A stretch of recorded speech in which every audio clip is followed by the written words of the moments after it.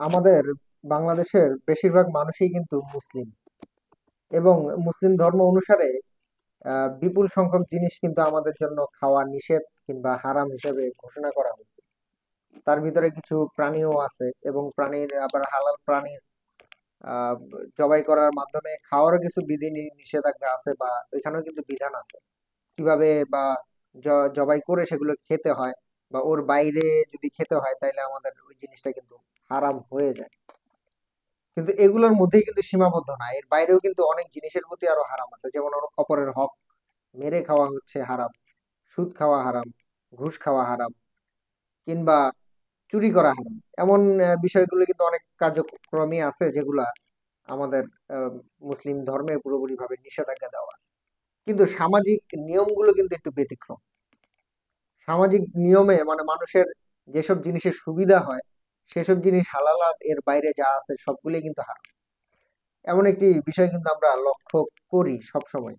তো তার মধ্যে সবচাইতে বাংলাদেশের মধ্যে সবচাইতে সম্মানজনক পেশা হচ্ছে বা গুরুত্বপূর্ণ পেশা হচ্ছে, এবং সময় বাংলাদেশের মানুষ সবাই তাকে সম্মানও করে এবং সম্মানিত ব্যক্তি হিসেবে বা পেশা হিসেবে যেটাকে গুরুত্ব দেয় সেটা হচ্ছে সরকারি চাকরি। এবং তার মধ্যে সবচাইতে মানে ইনকাম সোর্সের একটা বড় মাধ্যম হচ্ছে ঘুষ, কিংবা জনগণের জন্য কল্যাণের জন্য যেসব টাকাগুলো ব্যয় করা হবে সেগুলো মেরে খাওয়া। এই পেশাটা কিন্তু বাংলাদেশে এখন সবচাইতে সম্মানজনক, কারণ সরকারি চাকরি হইলেই আরে বাবা, ও হচ্ছে সোনায় সোহাগা, সোনার হরিণ পায়ে গেছে এগুলো সম্পদের দিকে। কারণ কি, ওই যে চুরি করতে পারবে বা ঘুষ ঘুষ খাইতে পারবে, এই বিষয়ের একটা টেন্ডেন্সি থাকে। তো আসলে এবার মূল টপিকে আসা যাক। আমি যে বিষয়টার উপর আসলে কথা বলতে চাচ্ছিলাম, যে বাংলাদেশে বর্তমানে প্রায় বেশিরভাগ যারা নাকি বেকার আছে তারা কিন্তু একটা আন্দোলন করতেছে।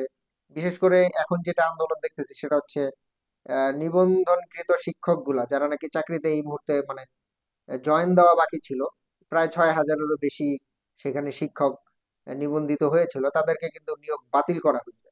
তো এই সুবাদে কিন্তু তারা আন্দোলন করতেছে। তার আর অপর দিকে মানে পিরোজপুরের যেটা ঘটনা ঘটলো সেটা হচ্ছে একটা পুকুর চুরি করার মতো। তো সেখানে যেটা আমরা তথ্য জানতে পাই যে আসলে এত বড় পরিমাণে সেখানে একটা চুরি হয়েছে, যেটা বলার বাইরে সরকারি খাত থেকে। তো আমরা সংবাদ মাধ্যমে যেটা জানতে পারি সেটা হচ্ছে পিরোজপুরের উন্নয়নের জন্য 3200 কোটি টাকা সেখানে বরাদ্দ করা হয়, অর্থাৎ 3200 কোটি টাকারও বেশি কিন্তু সেখানে বরাদ্দ দেওয়া হয় পিরোজপুর জেলার উন্নয়নের জন্য। 5ই আগস্ট যখন নাকি গভর্নমেন্ট পতন হয় এর পরপরই কিন্তু আহ, বর্তমান সরকার অর্থাৎ এই অন্তর্বর্তীকালীন সরকার সেখান বাংলাদেশের যত মেয়র কিংবা এমপি আছে এদের টোটালি পদ কিন্তু বাতিল করে দিয়ে বা বহিষ্কৃত করা হয়।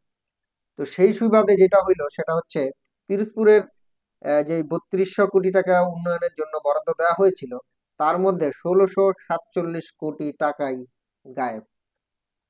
মানে এটা আসলে কোনো লিখিত ভাবে কোনো যে কাজ করা হয়েছে এটারও কোনো উল্লেখ করা নেই, এবং যেসব কাজের জন্য এই টাকাগুলো দেওয়া হয়েছে সেইগুলোরও কোনো হদিস নাই। অর্থাৎ এই 1647 কোটি টাকা কই গেল এটার কোনো হদিস নাই। এক প্রকার মানে পুকুর চুরি, পুকুর চুরির থেকেও আসলে বড় চুরি হয়ে গেছে সেখানে, আমার মনে হয় যে সাগর চুরি করে ফেলছে। তো এই হচ্ছে বাংলাদেশের বর্তমানের অবস্থা। একদিকে মানুষ না খেয়ে মরতেছে, অপরদিকে হচ্ছে চাকরির জন্য হাহাকার করতেছে মানুষ, আর এই দিক থেকে সরকারি কর্মকর্তা বা জনপ্রতিনিধি যারা ছিল ওই সময়ের যারা এমপি ছিল তারা এই 1647 কোটি টাকা নিয়ে গায়।